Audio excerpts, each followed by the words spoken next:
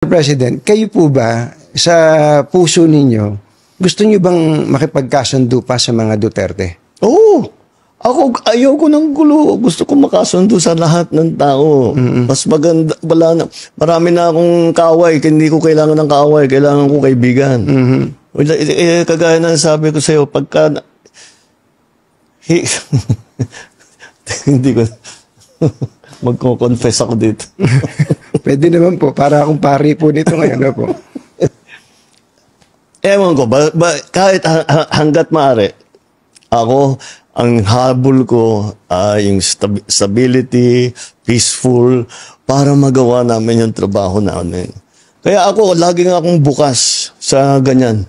I'm always open to any approach na, alika, magtulungan tayo. Diba? Kahit hindi tayo magkasundo sa polisiya, hindi tayo magkasundo. Gawin yung trabaho, pero wag na tayong nanggugulo.